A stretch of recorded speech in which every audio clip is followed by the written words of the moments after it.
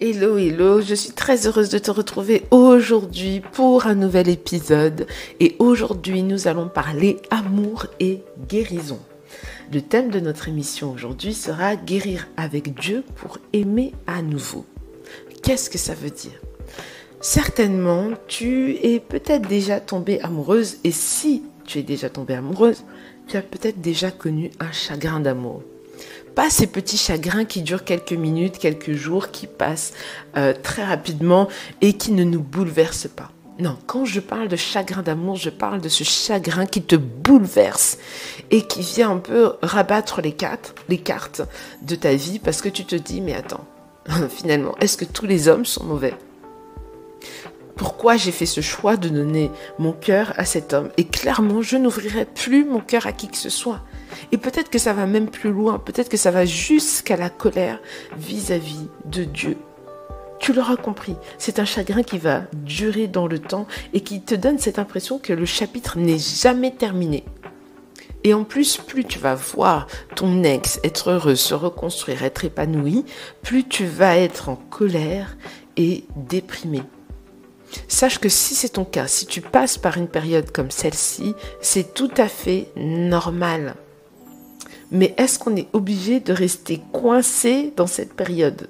Non, on n'est pas obligé de rester coincé dans ce moment. Parce que si tu restes coincé dans ce moment, sache que plus tu vas y rester, plus tes chances de vivre à nouveau un échec amoureux vont augmenter. Je le répète. Plus tu vas rester coincé dans cet épisode de chagrin, plus tes chances d'avoir un échec amoureux vont augmenter. Plus tu vas rester dans cet état, plus ça va devenir moche entre ton ex et toi. Alors parfois c'est pas forcément moche parce qu'il n'y a pas forcément de réaction, mais souvent j'ai vu des personnes qui vivaient des chagrins amoureux poser des actes qui démontrait clairement que non, la personne, elle n'est pas passée à autre chose. Elle est toujours dans son chagrin. Et le pire, c'est quand on prie et qu'on reste dans ce chagrin et qu'on est prêt à tout pour ruiner la vie de l'autre. Et c'est encore pire quand il y a des enfants au milieu de ça. Et là, j'ouvre très rapidement la parenthèse. Si vous avez des enfants et que vous êtes séparés et que tu es la personne qui vit mal cette séparation, fais attention à ce que tu dis à tes enfants. Fais attention aux actes que tu poses vis-à-vis de tes enfants au regard de l'autre parent. Dire du mal de l'autre parent, ce n'est pas une bonne idée. Priver ton enfant de voir son père, ce n'est pas une bonne idée. Tu peux te dire, ah oui, mais moi je souffre, il m'a fait souffrir. Ok, très bien. Peut-être que vis-à-vis de toi, il n'a pas été l'homme que tu attendais. Peut-être qu'il n'a pas été à la hauteur. Et peut-être que lui aussi, il a des griefs te concernant. Mais si vis-à-vis de ses enfants, il a envie d'être impliqué, il a envie d'être présent, ne prive pas tes enfants de sa présence. Ne l'empêche pas d'assumer son rôle de père. Et encore plus, ne dis pas du mal de lui. Il a peut-être été un mauvais mari, un mauvais partenaire de vie, mais être mari et être père, c'est deux choses qu'on peut distinguer. Et clairement, ne brise pas l'image du père, ou même l'image de la mère, si tu es le père qui fait ça, vis-à-vis de tes enfants. Parce que quel adulte ça donnera demain ? Peut-être que le résultat, tu ne l'aimeras pas. Et avant qu'il soit adulte, peut-être que dans quelque temps là, il sera adolescent, ou peut-être qu'il est déjà adolescent. Et comment veux-tu qu'il se construise, qu'il ait du respect pour l'autorité et qu'il ait du respect pour les autres ou de la considération si toi tu es constamment en train de lui dire ah, ton père était mauvais, ah, ton père était comme ça, ton père était comme ça. Non, l'enfant il souffre du choix que vous avez fait. Il vous a déjà pas choisi en tant que parent. Maintenant il subit votre rupture parce qu'il subit. S'il avait son mot à dire, vous seriez encore ensemble. Mais il subit votre rupture et toi tu brises l'image de l'autre parent. Non, tu peux souffrir et personne ne nie ta souffrance, personne ne nie que tu es dans une période où ton chagrin d'amour a besoin d'être traité. Mais ne prends pas ton fardeau et ne le dépose pas sur les épaules de tes enfants. Ils n'ont pas cette capacité-là et ce n'est pas leur rôle. tu as un fardeau, ok, fais-toi accompagner pour guérir.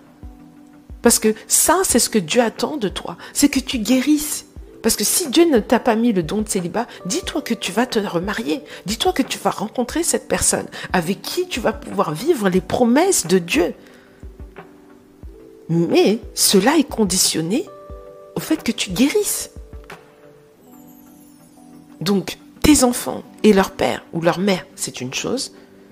Et toi et cet homme ou cette femme avec qui tu as partagé ta vie, c'est autre chose. Mais prends le temps de guérir, parce que sache une chose, et là je ferme la parenthèse, la personne qui n'a pas guéri, même si Dieu lui donnait la personne de sa vie, l'homme qui va l'aimer, la chouchouter, le plus merveilleux du monde entier, elle sera incapable de construire son avenir. Pourquoi? Parce qu'elle ne sera pas guérie. Parce que constamment, elle sera dans les luttes vis-à-vis de l'ex. Ah non, mais il est comme ça. Il m'a fait ça. Ah, il m'a fait mal. Ah non, non. Je vais lui faire ça. Et je vais lui faire mal. Non, mon ami, il faut tourner la page. Il faut tourner la page. Il faut prendre le chemin de la guérison. Il faut prendre le chemin de la guérison. Et je parle des échecs amoureux, mais c'est la même chose dans toutes nos relations. Plus nous allons avoir des traumas non traités, non guéris, plus nous allons vivre des relations toxiques et abusives en tout genre. Et on va même faire fuir des bonnes personnes qui devaient être dans notre vie. On va les faire fuir parce qu'on est toxique. On est toxique et parce que, clairement, non, on n'a pas envie. On peut te supporter, on peut t'aider à remonter la pente. Et on peut prendre le temps de t'écouter. Mais à un moment donné, prends la décision d'aller au niveau supérieur, la guérison. La guérison. Et le seul qui peut te guérir, c'est Dieu. Il t'a promis une vie de paix et de joie. Mais pour la vivre, il va falloir accepter de regarder ces blessures-là que tu caches sous des pansements parfois très religieux qui peuvent être tes déclarations de foi, tes sourires de circonstances ou même des réponses que tu vas donner à ta communauté en disant non mais Dieu est au contrôle. Sauf que tu pleures, tu es énervé, tu es en colère et tu en veux à la terre entière, voire à Dieu. Et Dieu ne te demande pas tout ça. Il ne te demande pas tes déclarations de foi. Il ne te demande pas tes sourires de circonstance. Il ne te demande même pas de dire qu'il est au contrôle si tu n'y crois pas. Il te demande d'accepter de prendre le chemin de la guérison. Tu peux confesser 1000 fois là, aujourd'hui. Tu peux confesser 1000 fois que non, tu vas rencontrer l'homme de ta vie et que tu vas te marier. Et rien ne se passe. Rien ne se passe. Ça ne veut pas dire que tu ne peux pas rencontrer un homme. Tout le monde peut rencontrer quelqu'un. Tout le monde peut se marier. Mais est-ce que c'est l'homme de ta destinée? Peut-être que non. Peut-être que non. Et je le disais la semaine dernière, je disais, mais est-ce que... Peut-être que la femme brisée aujourd'hui, elle va faire un choix. Mais une fois qu'elle sera restaurée, est-ce qu'elle ne va pas regretter ce choix? Nombre de femmes que j'accompagne qui aujourd'hui regrettent leur choix parce qu'elles sont sur le chemin de la guérison et elles se rendent compte que mince, quand j'avais choisi cette personne-là, en fait, peut-être que je n'étais pas très lucide. Tu as vécu un chagrin une fois. Est-ce que Dieu a envie que ton cœur soit brisé une deuxième fois? Non, Dieu n'a pas envie de ça. Mais parfois, nous pensons tellement savoir plus que Dieu que nous refusons de prendre le chemin que lui nous dit de prendre. Il est le chemin, la vie et la vérité. Maintenant, est-ce que ce chemin, tu veux le prendre? Est-ce que tu veux vivre une vie en abondance? Et ce ne sont pas tes confessions que tu fais à longueur de journée qui vont changer les choses. Ce qui vont changer les choses, c'est quand tu vas dire « Ok, j'accepte de prendre le chemin. J'accepte de suivre ce chemin. Seigneur, j'accepte de marcher pas à pas avec toi pour pouvoir vivre tes promesses. J'accepte. C'est un prix à payer. La guérison est un prix à payer. Et tout le monde a le choix. C'est dans ce chemin-là de la guérison que ton esprit va grandir, que ton esprit va être renouvelé, que ton cœur va être guéri et va commencer à vibrer au son de la parole, car ta guérison émotionnelle va augmenter ta foi et tes certitudes. Ces certitudes-là que la parole de Dieu est vraie, qu'une vie de paix et de joie peut être ton partage et sera ton partage. Ta guérison va t'ouvrir tes yeux sur la fidélité de Dieu, sur ses différentes facettes. Et clairement, ça va te permettre d'être lucide parce que tu vas apprendre à te connaître dans ce chemin.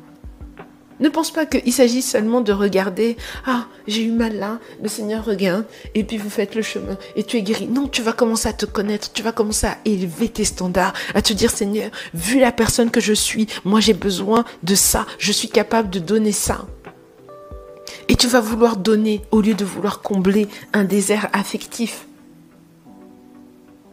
Et clairement, je te le dis parce que je suis un témoignage. Je suis un témoignage de...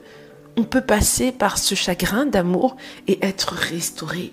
On peut passer par ce chagrin d'amour et être guéri. On peut passer par ce chagrin d'amour et se dire, ok Seigneur, il y a de l'espoir. J'ai peut-être vécu un échec amoureux, mais je ne suis pas obligée de vivre un second échec. Je suis un témoignage qu'on peut aimer et être aimé à nouveau. Pas pour faire joli, pas pour prouver à l'ex quoi que ce soit. D'ailleurs, si tu es guéri, sache que au final, tu vas regarder ton ex là. La seule chose que tu vas voir, c'est un être humain. Tu vas le bénir. Tu vas le bénir. Et tu vas avancer. Tu ne seras pas là avec un esprit revanchard. Je vais te prouver que tu n'étais pas l'homme de ma vie et qu'il y avait quelqu'un de meilleur que toi. Non, il y a toujours meilleur que soi. Non. Mais tu ne vis pas avec cet esprit revanchard. Non, toi tu vis pour la promesse de Dieu. Tu vis pour Dieu. Tu ne vis pas pour prouver quoi que ce soit à qui que ce soit. Donc c'est possible d'aimer à nouveau. C'est possible. C'est possible le bonheur conjugal. Et c'est possible d'être avec une personne qui t'aime et te chérit et réciproquement.